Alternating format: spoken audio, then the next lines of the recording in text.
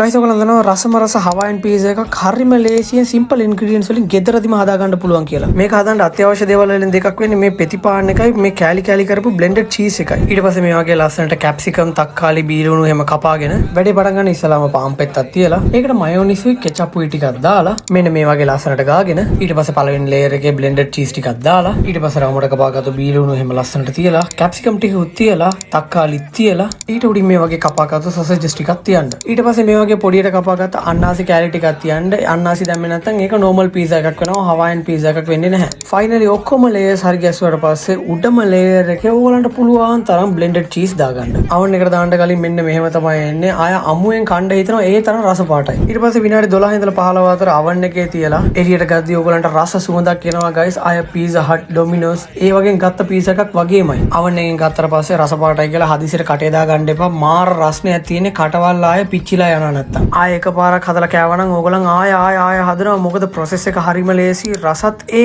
වගේම extreme level එකේ තියෙන්නේ. finally හොඳ මසලා චාය එකක් ගහපුවම ජීවිතේම සම්පූර්ණ වුණා වගේ feel එකක් දැනෙන්නේ guys. මේ වගේ easy pizza recipe වලට කැමති ඕගලන්ගේ යාළුවන්ට share කරලා කියන්න නිකන් ඉන්න වෙලාවට ඕනනම් හදලා බලලා කන්න කියලා එනවා.